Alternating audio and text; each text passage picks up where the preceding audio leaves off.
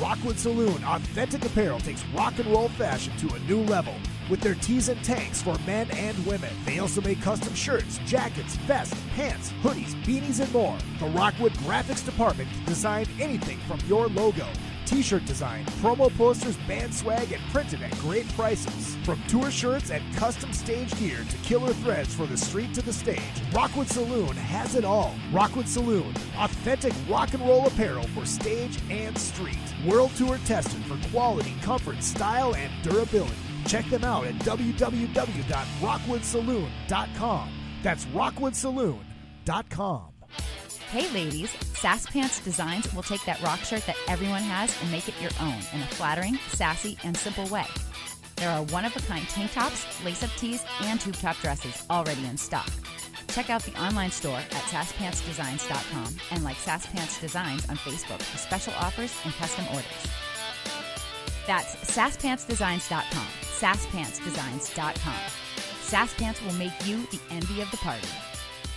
Hi, this is Bobby Brown, and welcome to another fucking podcast. You kids with your loud music and your Dan Fogelberg, your Zima, hula hoops, and Pac-Man video games, don't you see?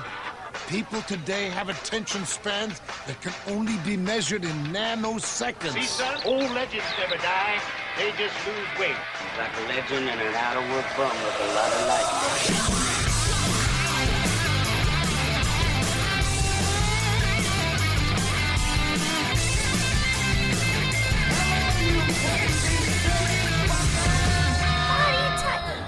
Yes, Courtney, it is party time. Hello, Hollywood. Hello, world. Hello, my loyal minions. It is good to see you, and it's always good to be seen. My name is Izzy Presley, and welcome to another fucking podcast. Sorry, did I tell you this is totally uncensored? Did you figure that out yet? Got Mark Kendall sitting in studio here. Going to have a lot of fun talking to him about the brand new Great White record, which is called Full Circle, Monsters of Rock Cruise, and a whole lot of fun stuff. Make sure you check out all of the social media. Of course, the Facebook page, which is facebook.com/another effing podcast. My personal Facebook page for Izzy Presley 1, everything I'm doing entertainment-wise, such as Soundcheck Live, that is coming up on the 27th, the last Wednesday of every month, at Lucky Strike Live in Hollywood, California. Hollywood, basically at Hollywood and Highland. Come on down, no cover. This month we have The Throbs are returning to Los Angeles, their second show in 30 years in Los Angeles. So that should be a lot of fun. And, of course, our usual cast of miscreants put together by the almighty Ferlazzo himself. The Twitter machine, Twitter and Instagram are exactly the same. I went the douchey way and went at Real Izzy Presley on my quest for 1 million followers. Currently about 2,000, creeping up there, getting there. If you want to support the show monetarily, you absolutely can.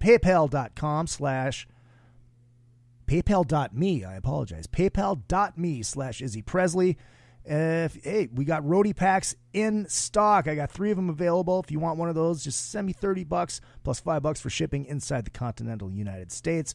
You get a flask, you get a Zippo, you get a dog tag, and you get a LED flashlight, all bearing the Another Effin' Podcast logo.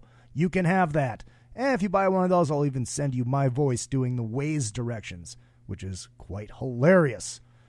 To me, at least. So, let us get on with the show, ladies and gentlemen. From Great White, Mr. Mark Kendall, welcome. Hey, welcome. Thanks, Izzy. Thanks for having me, man. Dude, it's a pleasure. It's weird. It's because I drive Lyft and Uber, and I had XM, and just basically leave it on Hair Nation. And every time Great White came on, I'm like, I need to have Mark Kendall on the show. And it was like 5 times a night, and now I don't have XM anymore. I'm like, shit, this has got to happen. We just got to happen. Because I talked to you once before, long time ago. I think it was back in 2012, maybe. When was the last? When's the last time the last Great White record? Yeah, it was 2012. 2012. Yeah, because it was just after Janie had passed. But you know, it was one of those radio interviews. You only get like 5 minutes. You know, you can't really air much. So it was over quick, but, I wanted to get you in. I want to get your story. Of course, we're going to talk about the brand new record, which is called Full Circle. It's available now, correct? It is available now. You can get the physical product off our website, officialgreatwhite.com, which includes a documentary of us making the record. Aha. And Yeah, it was really cool walking into your studio, seeing all the sports going on, man. I'm like, Right? this is my kind of place. Yeah, we should have done this earlier. Oh, I Come know. here and sweat games. Dude, you can come over and watch football anytime you want. And we usually got the Dodgers games on too. 'Cause Right I know on. you're a big baseball guy. You grew up out here in California. How in the hell did you get into fishing? Into fishing? Yeah, I heard you're a big fisherman. Yeah, well, I really haven't gone much in the past few years. But I don't know. I just always liked fishing with my dad when I was a kid and stuff, and just kind of got into it that way. You know, fishing with bobbers and right, yeah, and yeah. that kind of thing. And I don't know. I just kind of like it. You know, nice escape to be out when it's nice out, and just fishing and stuff. Well, you think of California, you don't think of fishing, really. I'm Right, I'm from outside of Minneapolis, and that's what we do. Right. Well, I have friends there as well that gone out on boats and stuff, and so kind of dig it. It's a great escape to just relax and go fishing. You ever do the deep sea stuff? Not a lot. I have gone out shark fishing before back in the day. I've gone out on like half day boats and stuff like that, but not really a lot. Not extensive. Yeah, something I've always wanted to try. I've just never done it. Now I'm here and I still haven't done it. You're right on the ocean, yeah. Yeah, that's right. Great White started in what, 77? Is that when you guys originally got together? No, actually, I believe it was late 78 when I first met, or it might have been 79 actually. When I first met Jack Russell, he auditioned for a band I was in, and we were already kind of playing Hollywood and this and that, but we played covers and originals. So when we played like the Starwood, we would play all our own songs, and we'd play other gigs. We'd play more covers or whatever. Well, he wasn't into it right out of the gate, and I played him a couple originals, and he goes, "Hey man, if you get rid of that, that fat guy and the guy with the mustache, let's make, let's make our own band." And I was like, "I'm all about it, dude. I'm really over these guys anyways." And so we kind of made our own band. What was it like as a guitar player being out here in that era? Because that's when Eddie was coming up, and then of course you got Randy Rhoads and George Lynch and all these absolutely. guys It was absolutely killer. It was like the healthiest music scene at that time that you can imagine. I mean, I had so many heroes that were local. Right. I mean, actually guitar players like Eddie I'd seen when I was I think I was 16 years old. I saw him in the backyard in El Monte for $1. They played like this junkyard. Oh, wow. Yeah. They played, I think, one or two originals. It was the early part of David Lee Roth. And I started following him around just like a fan. I mean, the guitar player was like mind-blowing. And before that, I'd already seen Stormer a few times, and that guitar player was the only guy that I felt like that Eddie was in his league, because they both played, that outside style. This guy Jimmy Bass was just a monster, and they were kind of both those bands were the biggest deal around. But there were so many bands, it was just crazy, And then the punk scene was just. It was right before that kind of happened, but bands were playing everywhere, and it was a fun time to be in a band in L.A. Because there were so many. Could you? At that time, could you just see somebody go, "Yep, that's it. Those guys are going somewhere"? Well, what we all thought, all the musicians would go see Van Halen because of this guitar player, was this alien. And you weren't really used to hearing people play that outside of, I know I've heard he could play just like Eric Clapton if he wanted to. Right. He just chose to be, out of the box.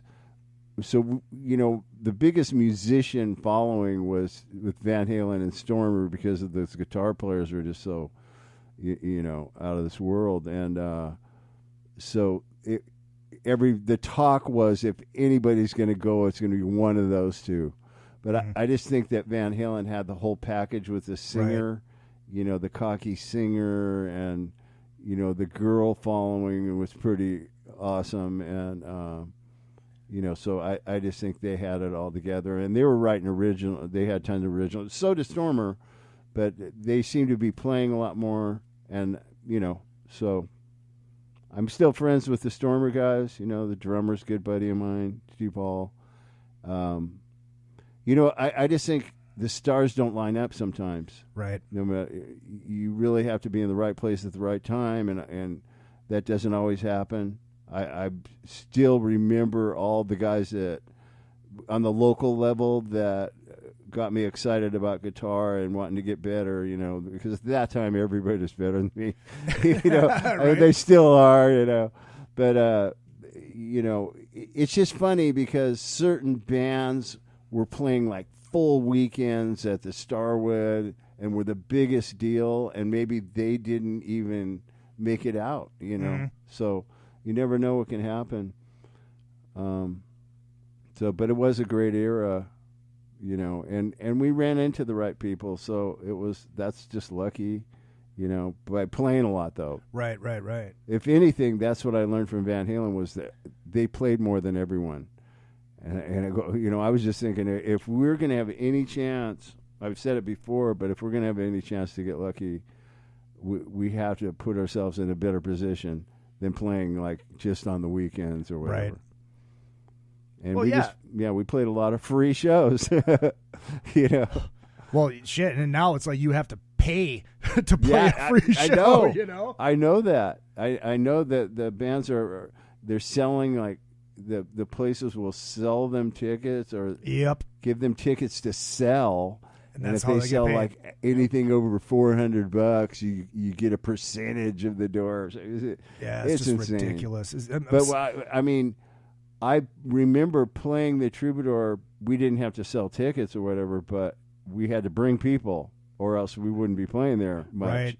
So, but I remember having a pretty good gate at the Troubadour one time, and we made $6. And I'm going, you know, what do we have to have people like hanging from the rafters? Right. You know, just so packed that the fire marshals come or something. And you know, I remember splitting $6. It was like we just bought a Heineken. That's all you can do. Thanks, thank you. All right, cool. We played for a beer, not beer. That's a okay, beer, a single beer. A single beer. Oh yeah. How long? Well, when you guys started, and you said you were doing covers and starting to write originals. What kind of covers were you doing? Everything, because we were playing at clubs for like 5 sets a night. So we were playing like Peter Frampton, ZZ Top, you know, just everything that was on the radio, pretty much. You know, show me the way, and then waiting for the bus. Right, I mean? Right. So whatever. Well, Van Halen also was playing all covers. Yeah, that's right. Besides their showcase weekends. Yeah. So they were playing all during the week, nothing but covers, and then on the weekends they would do all originals. So, or if a band came through town like a Santana or whoever, I've seen them with UFO, I've seen them with Santana, they'd play their whole original set. They had tons of originals. Mm-hmm. So. Well, what the hell was I going to go with this? Oh, yeah. So we were messing around the other night. We were watching a bunch of Great White stuff on YouTube on the wall, and we stumbled across the song. It's off the first record. What the heck is it? Was it? You made a video for it. What the hell was it? Was Stick It? Stick It. Yes. On the first album. It was on the first album, and I'm watching this like. The sound that you guys had on that first record was seemed very current to what was going on. It didn't sound like, what you guys kind of developed into. Right. How long did it take you guys to kind of develop the sound that eventually became that standard Great White sound? Back then, it was a really early part of our songwriting. Uh-huh. Judas Priest and the Scorpions were flying under the radar. They weren't really known. Only the cool musicians knew who these guys were. And we were really trying to be like them. Okay. So our early stuff, and it was a lot different band in the sense we only had one guitar player and bass and drums. Gotcha. We didn't have the keyboard and the rhythm guitar player. So, we were a little heavier. And we had Michael Wagner, which, who was known for like Accept, and right. You knew you were going to get a very punchy, killer production, and so there was that, but it didn't really do that well. The album, we didn't have any big MTV hits. They played us at like 4 a.m. Right, right. If you have a big radio song, then they'll put you in massive rotation on MTV. One lent itself to the other. So, the record company was less than thrilled, and so that's why we ended up basically getting dropped, but they didn't say, we're dropping you off the label. They said that you can do another album, but we're pretty much not going to do anything, or something. So in other words, they're saying, leave or waste music, Right. So we went and made our own record, and then got another marginal hit with Face the Day. Mm-hmm. And that's really what got us to deal with Capitol, who was the father company of EMI America. That was a subsidiary of Capitol. Wow. So we got signed by the Heavy Cool label, but got dropped from the intermediate boys. So it really didn't make a lot of sense, but I didn't question it.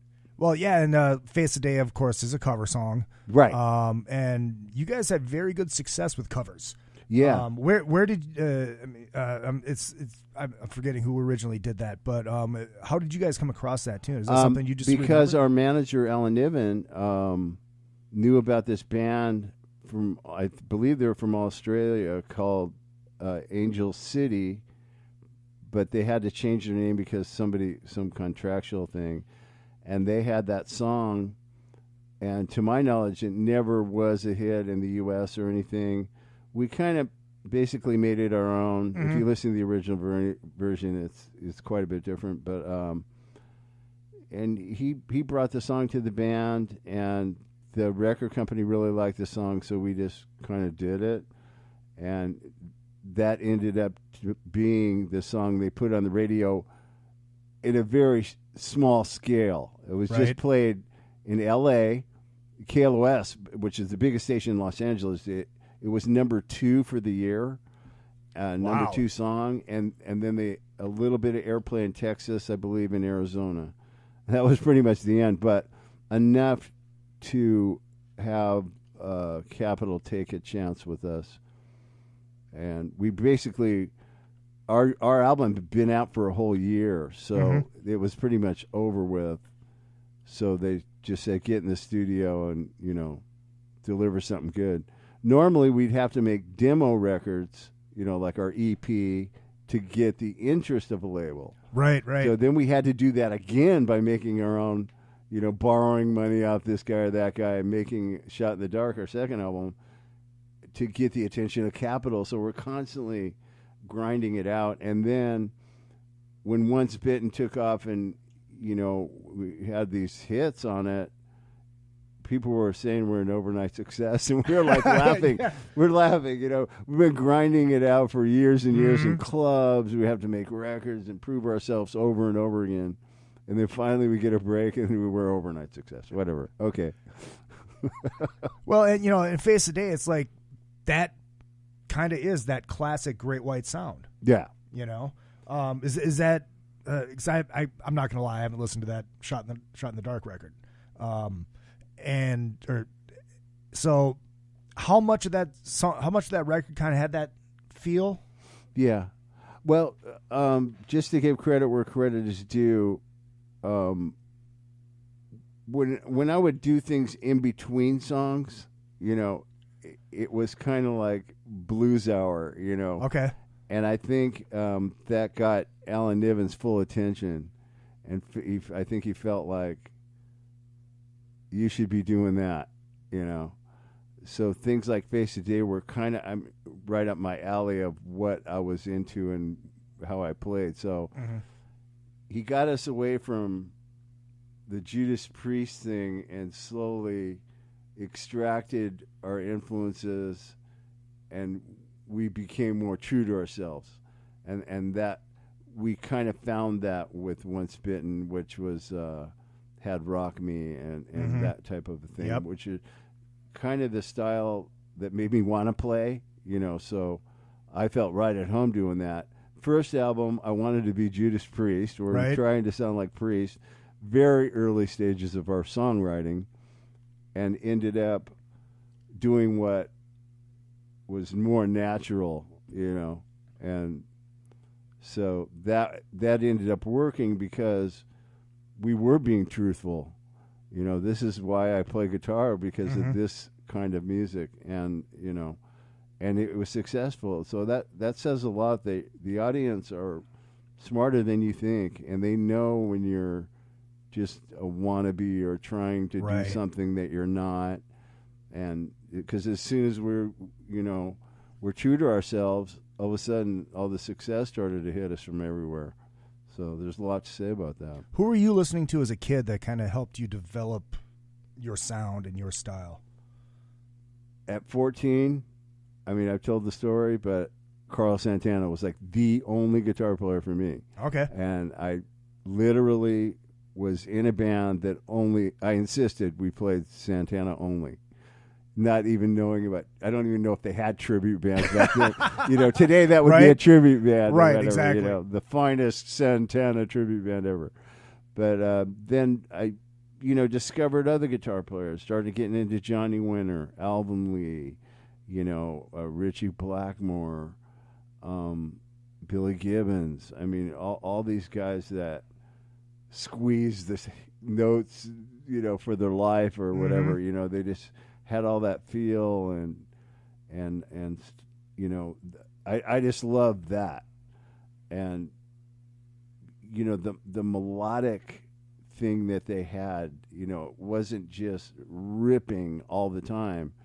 It was squeezing notes, and the way Billy Gibbons played, it just made me want to improve, and wanting to feel the music more, and writing killer solos like Jimmy Page. The way he composed solos, they've lived forever. It has that longevity thing, and it was really challenging for me in the beginning to come up with solos that were going to complement the song, and just use the flashy stuff for endings or, a dynamic thing that you go, whoa, what was that? But not being the core of the solo. So I always, even back when I was a kid with my dad taking me to see jazz, because he was a jazz trumpet player, so he, I was supposed to be some big jazz guy one day, but I ended up being, Eric Clapton. The rock guy, yeah. I ended up being, the rock guy. But he would take me, and I remember when the bands would go back to the theme, how it was like really exciting. But then the screaming sax solos and all that was really cool too. So I kind of had the thinking of, I want some kind of a theme, but I want to do what that guy did too, instead of just what that guy's doing. Right. So that's kind of, something I've always carried with me. I don't forget those times, and just the way, Carlos Santana would compose a song, or the way he would approach a solo, always going back to the things you just remember, But I don't know. So that's what I did. I just went from guitar player to guitar. Wow, listen to this guy. This guy's like totally phenomenal, and maybe picking up a few of things he did or whatever. So, but most of the people had kind of blues overtones to the way they played. Right. I think that's one thing that drew me to Ace Frehley. It's like it's the exact same thing. He's one of those guys that with one note, he does more than all these guys do, where it sound like a freaking bumblebee playing. Yeah. Yeah. Well, I'm super impressed by the skill level of somebody who can fully shred. Absolutely. But the ones that really do something for me is when they do both. When they have a lot of taste, but they can just rip your face on it every given moment. But when it's just that one-dimensional, flight of the bumblebee, like you said. Yeah. Then it doesn't move me much, I think that's one thing that I love about Van Halen and that I loved about Randy Rhoads. Sure. It's the exact same thing. They could shred when they have to, but it's tasty and it fits. Yeah. Yeah. You know? And they use it for dynamics, you know, because if you're just going all speed, you really, I mean, it's impressive for the first few seconds, but then it keeps going. Right. You're like over it pretty much. It'd be like a singer singing his highest note the whole song. Right, I mean, right. He gives himself nowhere to go, gives the audience nowhere to go. And so it just makes sense to have the best of both. Yeah, and those guitar players you just mentioned. Yeah, Joel Hoekstra, I mean, if you look at today's guitar players, he's one of those guys too. Joel is amazing. Oh, yeah.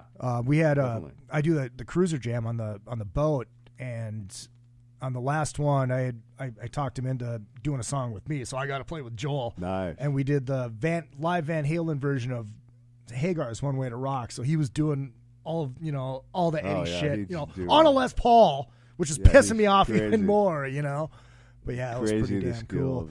All right, Lori Nickel checking in from down under says just like Gary Moore.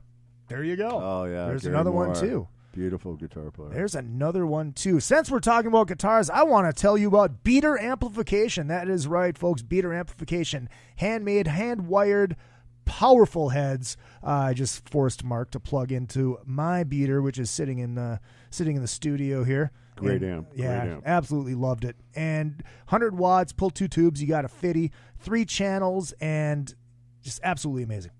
Beater amplification, 2 E's, Beeter. Look them up. You can find them on the Facebook machine.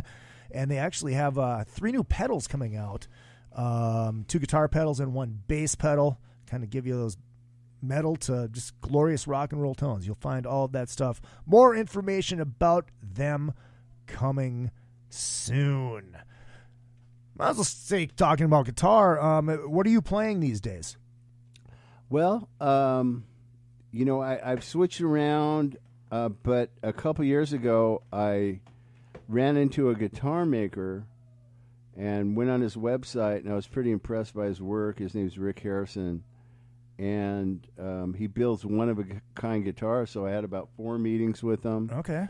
And he built me this guitar. I if I had to compare it to something, it would be kind of like a Telecaster and Strat had a kid or something. Okay. Kind of it does pretty much everything I need a guitar to do. Super musical. I'm use the Powertron pickups by TV Jones, which are a little less output. It's about 8.5K, I believe.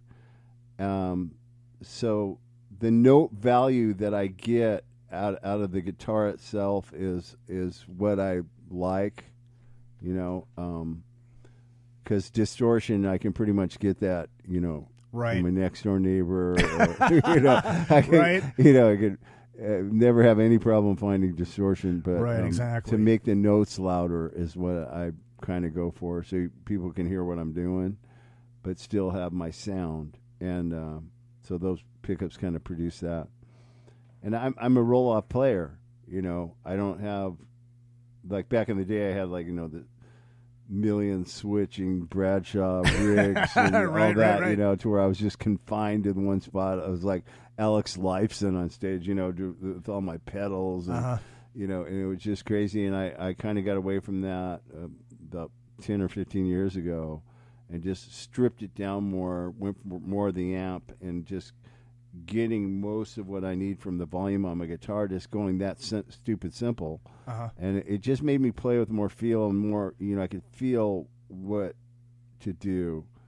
And by using the volume myself, instead of had preset clean pedals and, just getting it from the amp, maybe using a very stripped down pedal stuff, like chorusing, maybe a little delay, a tuner, a wah-wah pedal, instead of having all this outboard gear to where you're using so much stuff, you almost forget what the amp even sounded like originally. Yeah.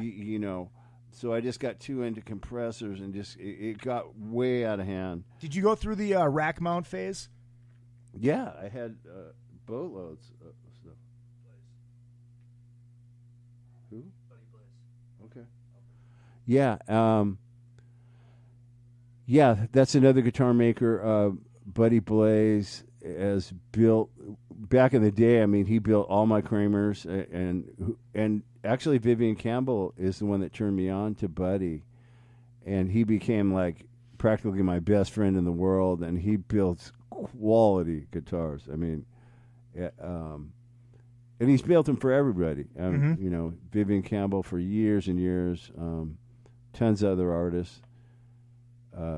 I believe he worked for Dean for a while, but he's on his own now and back building insane instruments. When he left Kramer, the quality just went like crazy out of the out. Really? It's like Buddy left the building with Elvis, and there went, you know, all the talent. I mean, literally, I couldn't play him anymore. So that's when I started really moving around more. Always able to go back to Fenders and stuff like that. Right. But, I mean, something that you bring on the road, you know, you want to find a quality instrument by a great guitar maker. I really want one of those Kotzen Telecasters.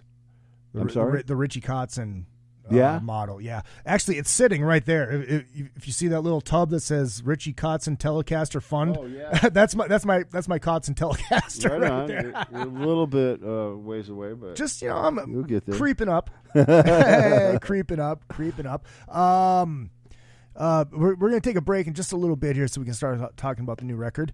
But I did want to get into a couple things. When you guys were looking for a new singer, Right. were you looking for somebody, maybe in your head it's like, well, we had this guy who sounded like this, which a lot of bands, you know, when they lose because Jack had a very distinct voice. It was, you know, as part of that sound. Were you like, God, maybe we should get somebody that sounds like him? Or was that even, you know, in your heads, you just wanted somebody that was solid? Well, I'll just speak for myself. What I was looking for is somebody that was good, basically.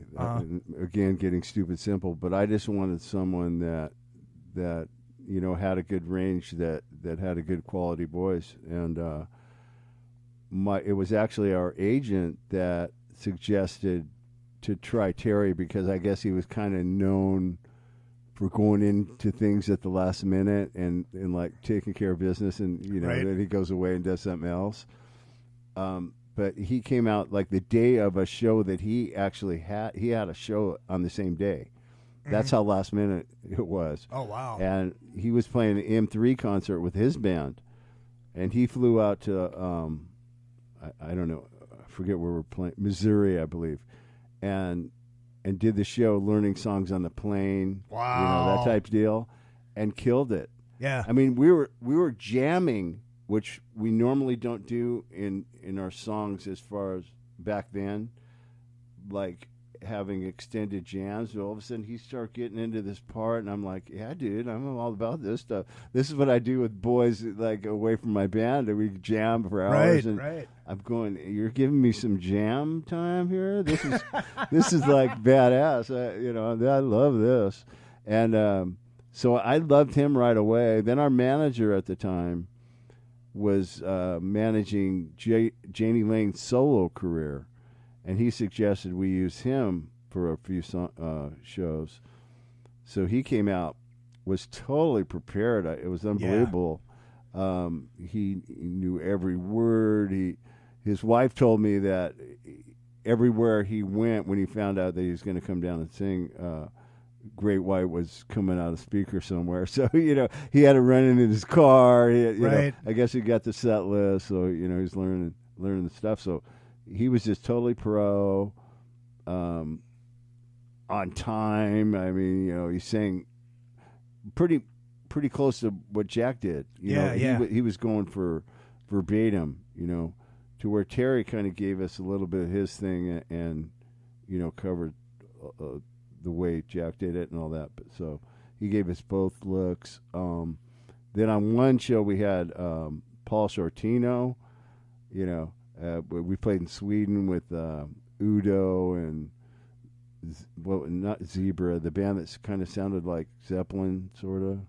Kingdom Come? Kingdom Come. Yeah. Yeah, we played with those guys.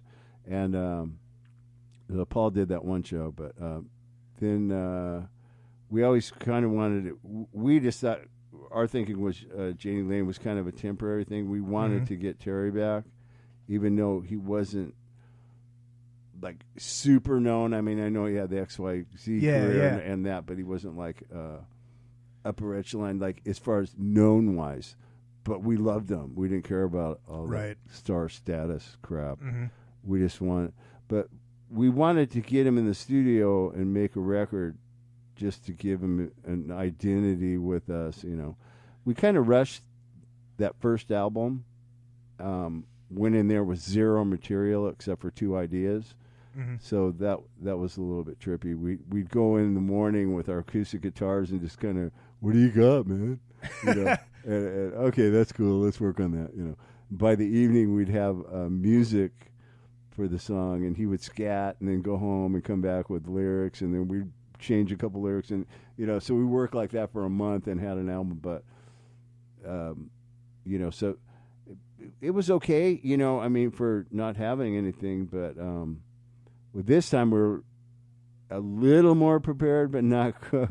It's still not as much as we want to be next time. Right, exactly. But, we're thrilled with the outcome and the feedback and everything, and like working with Michael Wagner was awesome, and really accidental the way all that went down. Yeah, we're gonna get to all that stuff after the break. But so it was basically it was pretty much Terry's gig to lose at that point, because you wouldn't have gone on with Janie.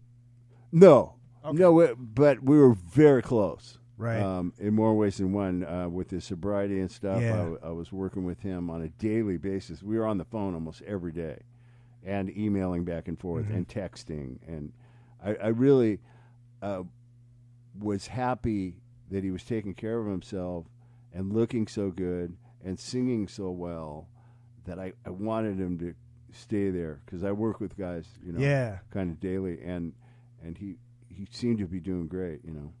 Yeah, and I saw one of those shows, and it was at the Medina Ballroom, and I remember that show. I actually remember that because Warren played on the same show. Yeah, he would go out and play this like a medley of a few Warrant things. We didn't really want to go there, right? So we let him do it, and it was kind of cool because a lot of those songs are real big songs, and you know, he wrote all that stuff, so we let him have his little moment, and then we come back out and just play Great White, you know. Was there a weird feeling that night? Do you remember? It was a little weird.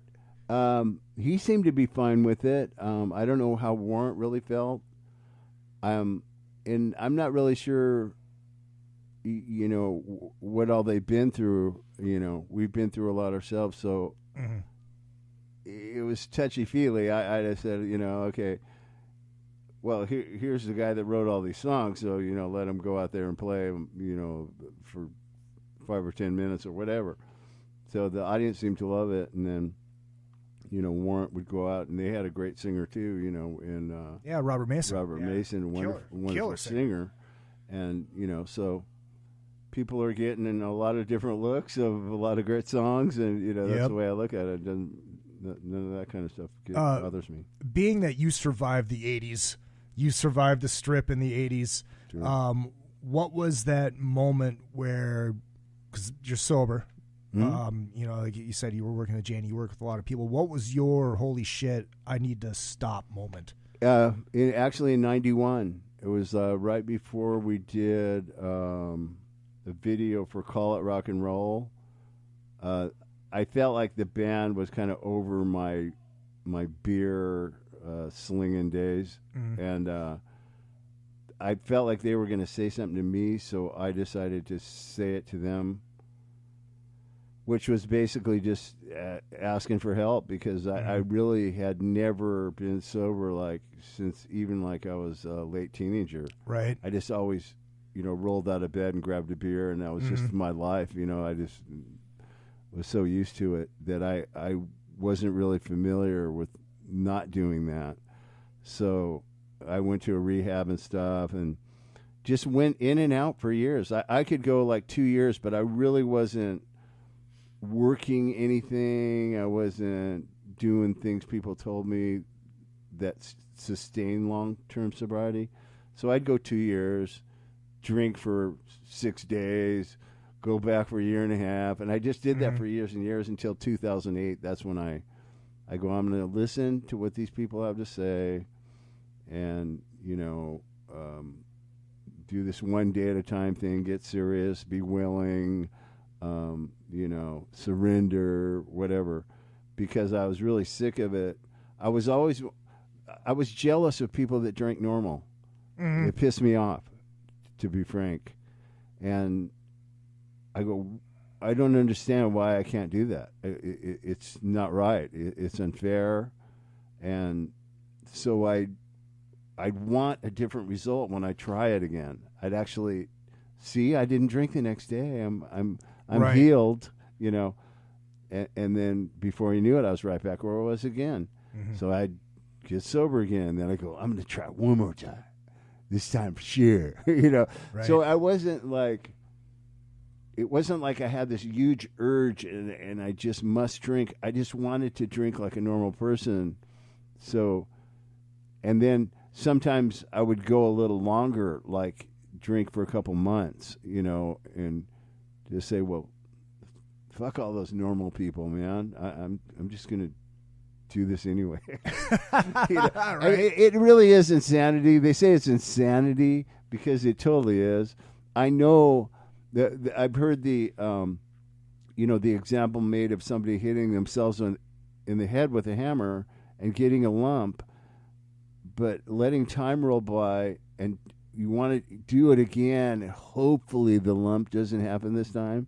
But I always got the lump. I always got the lump every time. But I've had a lot of success this time. A lot of that reason was my willingness and really getting serious about being a sober man, living a sober life, reaching out to others, helping others that maybe they don't even know they want to get sober or don't know how to go about it.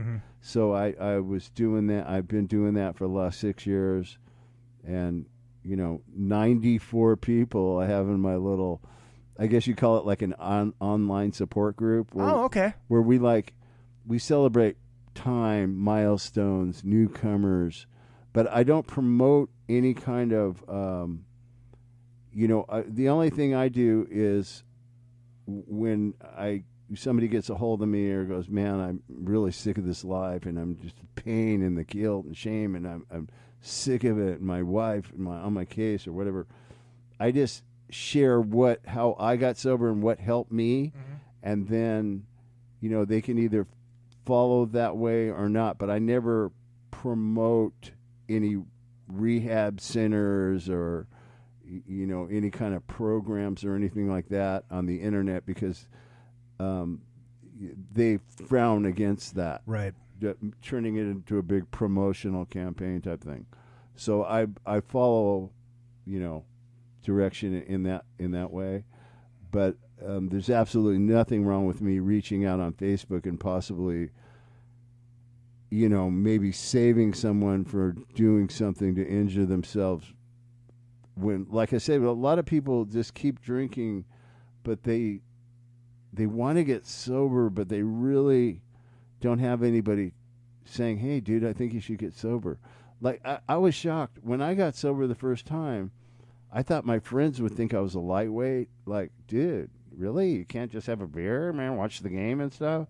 Yeah. But they were all going, bro, we were so worried about you. We're so glad you got well. We're so glad you're not drinking, man. You're a nightmare. You know what I mean? I'm going, this is not what I expected, Right, right. So, but life is good today. I live in a sober household. My wife's sober. We have the greatest relationship ever. There's an available life out there for me that I really didn't know was going to be this good. And so I'm really happy to, live life this way. I mean, I'm pretty comfortable in my own skin today. So is it hard for you when you get on the Monsters of Rock cruise and see all these assholes like me just walking around with a beer all day? Not at all, because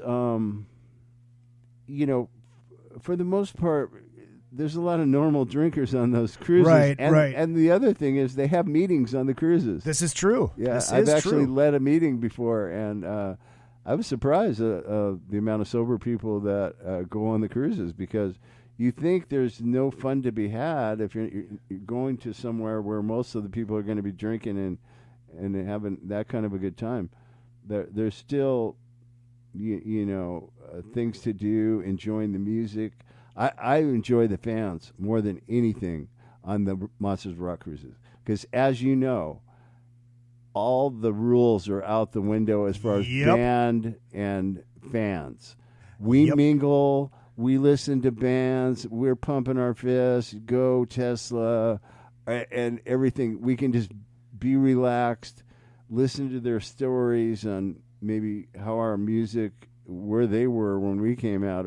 They have so many stories to tell, and it gives us a chance to do things that we can't really do in a normal show situation, right? Which is not so structured meet and greets, even though they do have a structured meet and greet on the cruise, just to accommodate people signing things and stuff. But we're mingling. I don't hide in my room. I'm out like eating with people and talking to people, and it's just fun. It's just a great thing, whoever came up with it. Thank and you, Larry so many Moran. bands, so many bands. Oh yeah, that are playing great. That's what I love. I remember seeing Saxon, and I told the story, but I'm going, what is that song? Because I don't recognize it from back, because we played with Saxon before, right? And I go, and this guy's go, oh, that's from their most recent album. It just came out 8 months ago, and I'm going, some song about bullets and shit. I'm going, that is a badass song. I went and saw DAD with a couple of guys from Y&T, and our jaws were dropped. Yeah, those guys are amazing. They're so good live. Amazing. I was shocked because I only knew them, and I always wanted to talk to the bass player about the 2-string bass thing, because that always was so cool to me. But I only knew about Sleeping the Day Away, and I their stuff goes way deeper than Sleeping the Day Away. Great band. Oh, absolutely. And the Y&T guys rule. I got a comment from Canada, a Canadian, commenting on your sobriety when it comes to things like the cruise and other venues where alcohol can be prevalent. Do you avoid it, or do you do your own thing? Well, I think you just answered that question. You kind of beat me to the question. Yeah. I only ask because I hardly drink anymore. That's impressive for a Canadian. And I wonder about that. They've actually been sober for 4 months now. Oh, good job. Yeah, good job, In Scott. answer to a couple of those, I would like to say, in the early parts of your sobriety, I wouldn't suggest like hanging out at bars and just making life impossible out of the gate. But I'm in situations where I have to kind of be in. It's not like I go to bars every night and just like hang out with people that are wasted. And but it doesn't bother me. And unless somebody's, like spitting on me, or, they're so drunk they're like falling on me or something like that, then I might get out of the way. Right. But, for the most part, I mean, people are, responsible. They're, a lot of my friends drink. It's not a big deal. I mean, they're not slosh drunk falling down. They just they're normal people that just, like to enjoy themselves. And so, but I have a lot of time under my belt. I'm comfortable with myself. That's the main thing.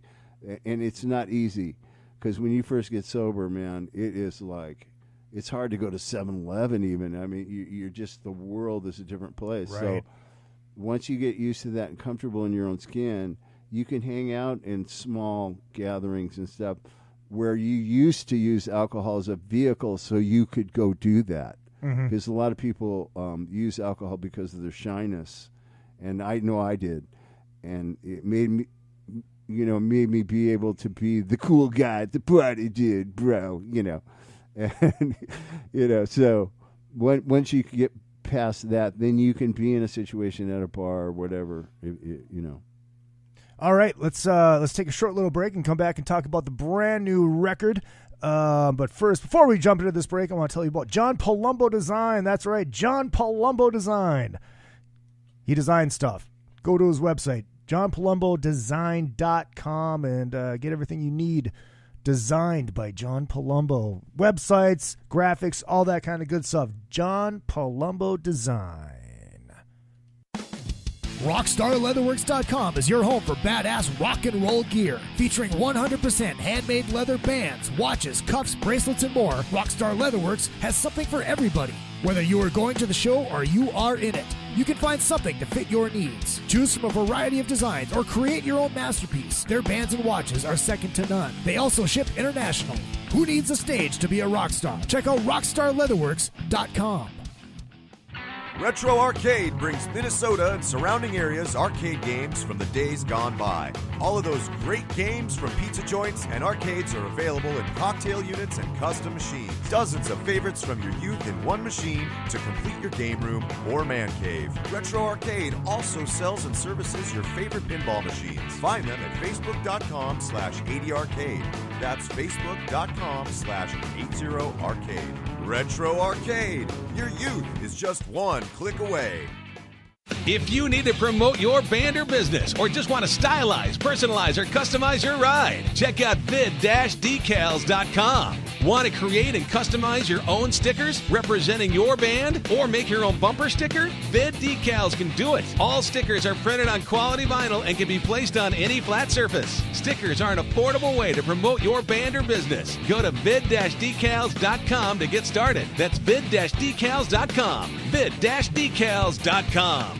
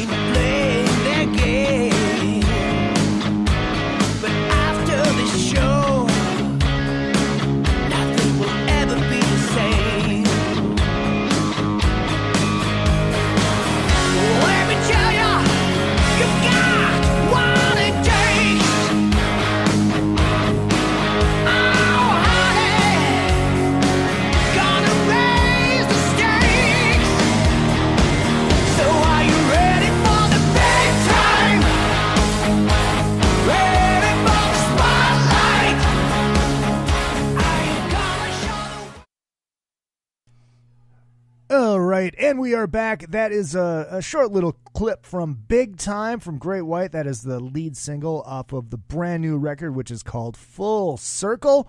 And, of course, we are here with the one and only Mark Kendall.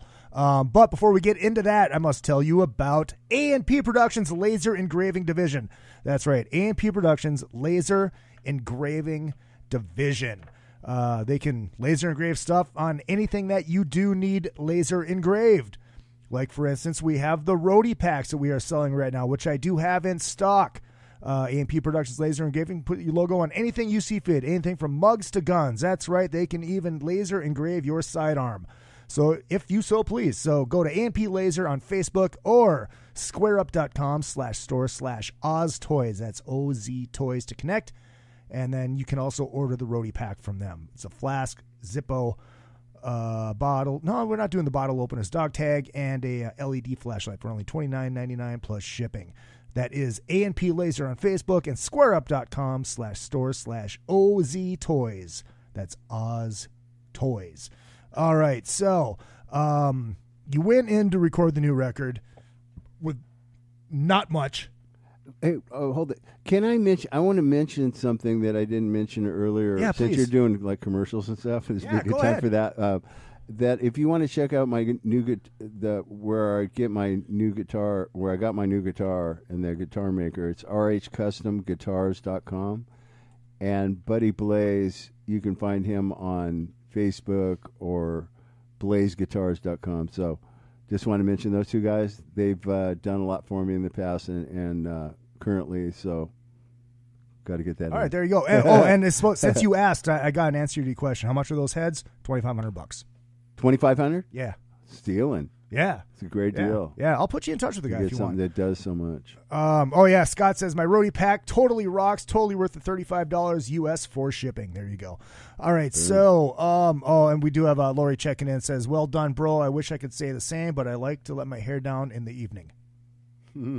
But, yeah, he's saying congratulations on the sobriety. So you guys went to Nashville. Right. To record with Michael Wagner with not much written. I think Terry was saying you guys that first song, Big Time, you guys kind of just came up with the idea in a kitchen. Yeah, that was one of the ideas that we had when we were just showing each other ideas, because we all wrote separately from each other. Apart from a year before, Michael Lardy and I got together and came up with about 15 things. But when it was getting close to doing the record, not that we're totally over it, but I like to keep coming with it, and everything was kind of dwarfed our old ideas in a way. Mm-hmm. So we were getting more excited about the newer, fresher material. But yeah, our first 4 rehearsals were basically just showing each other our ideas. So nothing really got accomplished on those sessions apart from, I like that. Yeah, that's cool, man. That was about it. So when it came to where there was, I think, only 6 or 7 days before we had to be to Nashville, we went into the rehearsal room and fleshed out some arrangements. And Michael Wagner was just on the case about wanting to hear music. I mean, this guy's going to produce our album, and we haven't given him any music, and we're going to be there in 6 days. So at the last minute, we just had one of our crew guys hold up an iPad and just run through it with Terry scatting. And, his feedback was like, where's the guitar? I can't hear. Yeah, that's what Terry... the iPad was in the wrong position. Don't worry, it won't make it happen. And so he's not used to working like that. We won't do that next time. Right. We learned our lesson. But his normal position is to go out, work with the band for a week in rehearsal, have the band make a demo, get the songs 2 months in advance to where he can have time to work on the songs, and then come with a lot of ideas. So all his ideas were on the fly, basically, which we did make some changes, but we're so established, it wasn't the type of producer that wants to reinvent the band or come up with all these new things. I mean, we were kind of carved in stone the way we do things, but man, sonically and all that, and all his experience, and like he had like an obscene amount of drum mics and stuff like that. I mean, literally, I think 26 mics on the drums, including room mics and all that. Right. So he really knows how to get the drums happening. As long as there wasn't a drum. I used a Kemper on the album. Oh, really? I don't know if I told you that, but no.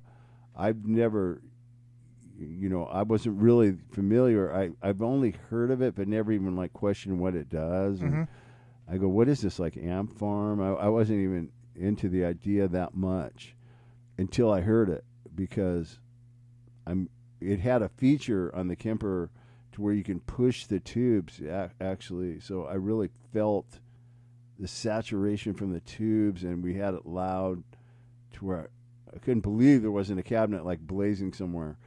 And and it's real profiling. So they actually get the sound waves exact, mm-hmm. to where he's A and B'd an amp to the Kemper, the exact amp settings, everything, and you couldn't tell the difference. And the other reason I kind of liked it was recording with 4x12 cabinets over the years. What I found is I could never get it on the tape the way my head heard it. Right. Because I'm 5 feet away. I'm not a microphone.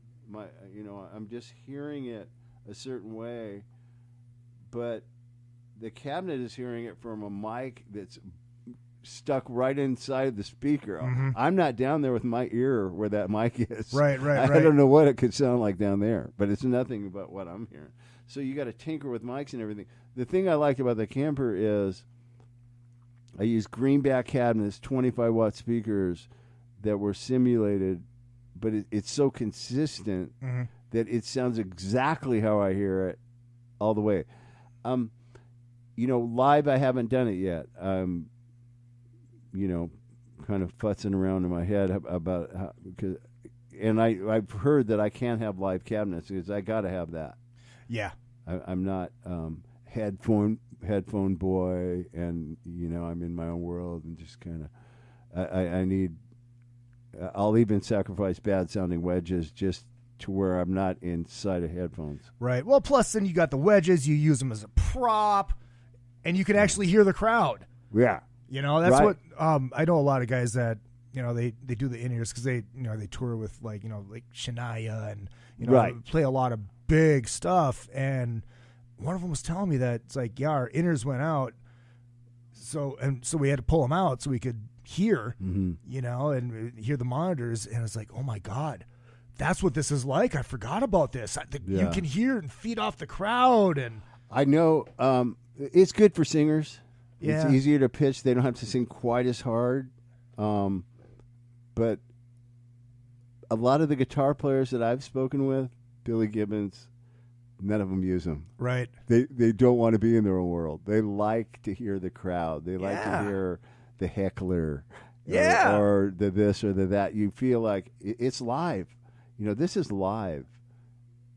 I don't want to be removed from the audience and be in the studio exactly live. And I've said this before. We're not Steely Dan. I mean, we're a rock band. Exactly. Turn up and let's get it going. And if you fuck up, you fuck up. It's part of the song, Yeah. I always say, what would Lemmy do? Yeah. He would turn that sumbitch up and just go. Yeah. Yeah. Mistakes are kind of laughers, but with the cell phones and everything, you really do want to play well. I've heard bands complain about cell phones. I don't even care how many cell phones are in our crowd. If I had to complain or make any kind of a remotely negative comment, is that the reproduction of the sound is not what the people are hearing that night. Right. So when you hear it back from a cell phone mic, then all of a sudden it's not the best mic to use for bass, for the bass guitar. It's just not the best. And then you go on YouTube, and then it sounds even worse because it's all compressed on the computer. And it's like, oh. So people, the only risk with all these cell phone recordings flying around on the internet is somebody might go, God, the band's horrible. Right. They sound so bad. Right. But it might have sounded amazing at the show. So. But as far as people just wanting to be part of, getting it on their phone, man, check this out, man. I got my favorite band on my phone. This is badass. And I don't care about all that. Yeah, but have you ever been stuck behind iPad Lady? I was watching Tesla back home and at a halfway jam, and there's this lady in front of me, literally, that had her iPad up like this the entire. It's like, what are you? It's like, come on, really? That's not cool. Just watch the show. Enjoy the show. Well, it really does take away from, like I said, it doesn't bother me. But if I'm a fan, leave the technology behind for a couple hours. Get away from Get away from your computers and your cell phones just for a minute and enjoy these old school bands. Old school, right? Nobody had it. I've seen people turn on their little lights on their phone for instead of a lighter. On a ballad, it's like the cell phone up. It takes away from that human, right? Or even better, they have the app that is the Zippo. Yeah, it is an app. It's not even a real. Just pull a lighter out. Come on. Yeah. Oh my goodness! Whatever. How's response been to the record? Well, I can say this: the feedback from journalists who aren't family members or our best friends or has been positive. I mean, truly positive. So we're really happy about that. And really, to date, my whole thing about the production's world class, but you're going to get that with a guy like Michael Wagner because that's what he does for however many years he's been doing it. And all the iconic records he's done is so extensive and really very wide-ranged, because you got Ozzy, Metallica, and then a band like Alice Cooper. Alice Cooper and Accept are pretty far removed from each other, but he seems to get the maximum out of everything. And so it gives you confidence to know that your music is going to be delivered in the best way before it even happens. So that's kind of a great feeling. But I don't know. What do you think? Have you heard the whole album? I've listened to it once and a half through. Okay. But it's not like the old days where you sit down with the headphones. I wish I would have brought you a CD because one thing, when you're listening to one song at a time, I think it's a lot different than just sitting down and listening to the album. Yeah, because I had it on when I was cleaning, and I run it through that little acoustic amp right over there. My phone into that acoustic amp, so it sounds a lot louder and whatever. But yeah, it's got that Great White feel. It's a Great White record. Yeah, if you listen to the Optimum, it is pretty decent. But when the date was set and everything, we've never done, brought cameras into the studio because it's just like, a circle with a big line of tape going through the center. Nobody in the studio was making a record. So instead of doing that, we hired a production company, full on camera crew, and just rolled cameras for 2 months and got, like interviews with Wagner, mistakes, arguments, writing lyrics on film, so you can see we don't know what the hell we're doing. But to watch the songs grow that way, it's kind of cool. Well, I hope it's cool for the fans to see that because see how we make records and stuff and go in not prepared and having to wing it and grind it out in some house, that we rented. So we included that as a 2-disc set, so you can get that too. But it was a lot of fun, man. A lot of fun. Do you feel like now, especially in this day and age of the way people consume music and even buy music, if they actually even buy the music, that you have to do something on top of it like that, like the documentary, to include with it? That obviously it gives the fans more incentive because I think they like, what I found is they like selfies in the airport. They like things that aren't so standard, and so yeah, that's definitely a thought. I actually got the idea because I saw it, and I'm a huge fan. Anyways, I'm just like the biggest fan of rock of yourself. Bands. Biggest fan of yourself? No, like bands like that I grew up with, like Deep Purple and stuff like that. And when I saw this making of Machine Head and heard the stories and the bass player pushing one fader up at a time of a Blackmore part, I was like, this is the greatest thing I've ever seen in my life. So when we had this opportunity with Wagner, I knew it was going to be special. And we had to do it. I didn't care if we had our own cameras from our phones, we got to document this stuff. Right. So I ran into these people that I knew from a long time ago, and the guy taught at a film school and just made it this huge project, and had all this gear and everything, but not big gear like we know of back in the 80s, where they had like train tracks and, just, it's like things are smaller that do the same stuff. Right. But they did a great job editing it and really captured the feel of Nashville. Nashville's a special place. I mean, we stayed on a lake where there was like ducks coming up to the house and deer, and it's just a different animal to record in an environment like that. Have you ever had venison? In what? Have you ever had venison? Deer meat? No, I haven't. Oh, it's good. Is it? It's good. Okay. It's good. You got to get the backstrap. Next time you're up in Minnesota, I'll hook you up. My buddies made us from Minnesota. Actually, he's not kind of a hunter and stuff, but he's made us the jerky, and that's pretty badass. Venison jerky is jerky's amazing. killer. Venison, if it's one of those meats, it's got to be cooked right. Okay. Or if you're ever up in Detroit, just go hang out with Nugent. He'll. Oh yeah, no doubt. Because if you overcook venison, it starts to get kind of taste livery a Okay. little bit. But if it's Gamey made a little. right, it's amazing. Sweet. It absolutely is amazing. Scotty says, got it off of iTunes. I think it's great, and I crank big time every day. It helps Thanks, me buddy. get going in the morning. Appreciate There you that, go. man. I'm glad you're digging the music. That means a lot to us. That's awesome. Anything else about the record that you feel like we need to talk about? Because I feel like I'm forgetting something. Well, just that, it's available, like he just said, he got it on iTunes. It's available on all those download platforms, Amazon, iTunes. I think it's like 35 stores, somebody told me. But if you want to get the DVD and you want the physical product, just go to our website, officialgreatwhite.com. You can just get it there, and that's it. Did you guys record on tape? I'm sorry? Did you record on tape, or was it all on No, computer? he has a digital studio. Okay. He swears by it. It's, the days of tape machines are pretty much gone. I've heard of people using it for maybe the drums sometimes, but Wagner, he was a tape man for years, and he swears by his gear.